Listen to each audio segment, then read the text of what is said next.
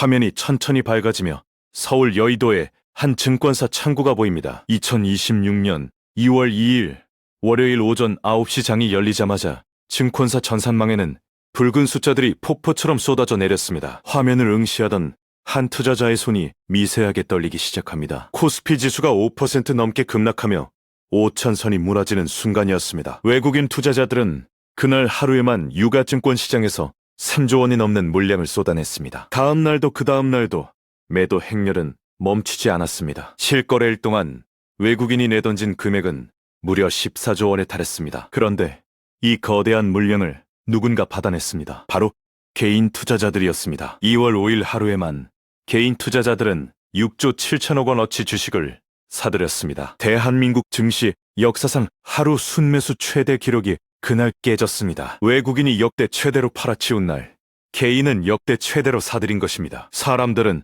이 현상에 제2의 도마개미 운동이라는 이름을 붙였습니다. 1920년 봄을 기억하시나요? 전 세계를 뒤흔든 전염병이 금융시장을 초토화시켰을 때 외국인과 기관이 공포에 질려 주식을 내던졌습니다. 그때 개인 투자자들이 85조 원을 들고 달려들었습니다. 나라를 지키겠다는 일념으로 주식을 사모은 그들을 세상은 동학개미라 불렀습니다. 그 결과는 어땠을까요? 코스피는 1700선에서 3000선까지 치솟았고 많은 이들이 환호했습니다. 하지만 통계가 말하는 진실은 조금 달랐습니다. 당시 코스피가 50% 넘게 상승하는 동안 개인 투자자의 평균 수익률은 고작 2%에 미치지 못했습니다. 어떤 조사에서는 개인 투자자 절반 이상이 손실을 봤다는 결과가 나왔습니다. 지수는 올랐는데 왜 내 계좌만 빨간불인지 한탄하는 목소리가 곳곳에서 터져 나왔습니다. 오르는 종목은 외국인과 기관이 들고 있었고 개인은 이미 고점에 올라탄 종목을 쥐고 있었기 때문입니다. 이번에도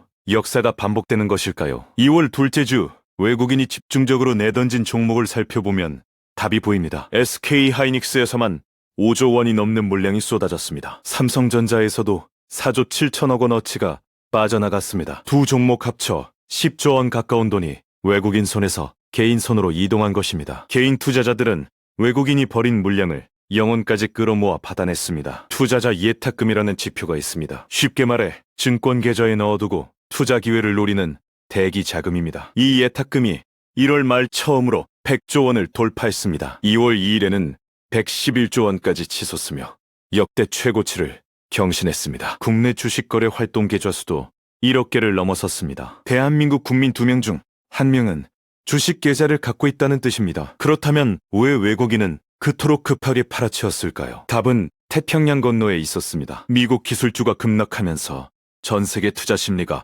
얼어붙었습니다. 인공지능 관련 불확실성이 증폭되며 반도체 업종에 대한 의구심이 커진 것입니다. 원달러 환율도 1470원대까지 치솟으며 외국인 자금 이탈을 가속화시켰습니다. 그들에게 한국 증시는 더 이상 매력적인 시장이 아니었습니다. 하지만 개인 투자자들은 달랐습니다. 정부가 코스피 5000 시대를 선언한 이후 지수에 대한 믿음이 커졌습니다. 하락은 곧 매수 기회라는 공식이 머릿속에 각인되었습니다. 실제로 최근 상승장에서 코스피가 하락한 날 중 82%는 개인이 순매수였습니다. 떨어지면 사고 오르면 파는 전략이 습관처럼 굳어진 것입니다. 이번 동학개미 운동에는 한 가지 다른 점이 있습니다. 1920년에는 개인 투자자들이 개별 종목에 직접 뛰어들었습니다. 하지만 이번에는 상장지수 펀드에 돈이 몰리고 있습니다. 지난해 하반기 이후 개인이 사들인 상장지수 펀드 규모만 41조 원이 넘습니다. 1920년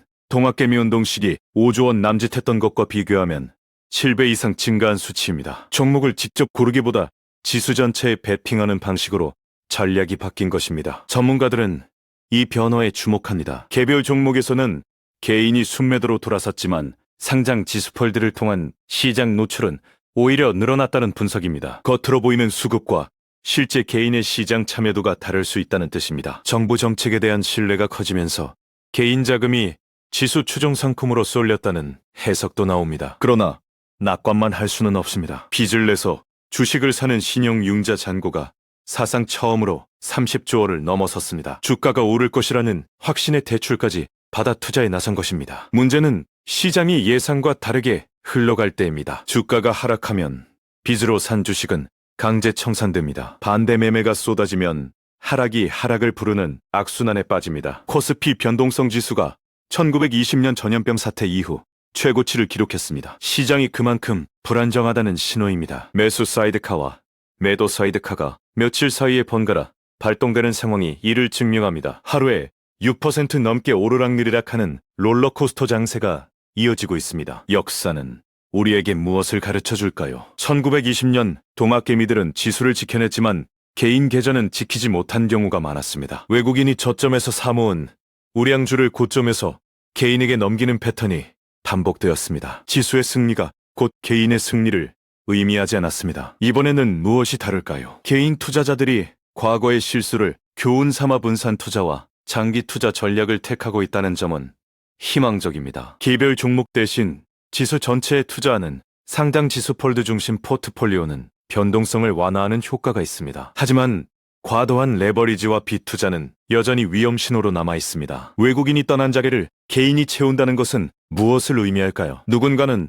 애국심의 발현이라 말하고 누군가는 순진한 낙관론이라 비판합니다. 진실은 아마 그 사이 어딘가에 있을 것입니다. 중요한 것은 감정이 아니라 숫자입니다. 자신의 투자 원칙과 손절 기준을 명확히 세우고 시장을 바라보는 냉정함이 필요한 시점이다. 5천선을 지킨 동학개미들은 승리자일까요? 아니면 무거운 짐을 떠안은 것일까요? 그 답은 앞으로 펼쳐질 시장이 알려줄 것입니다. 다만 한 가지 분명한 것은 역사가 반복된다면 그것은 교훈을 잊은 자들에게만 해당된다는 사실입니다. 여러분의 계좌는 지금 어떤 이야기를 쓰고 있습니까?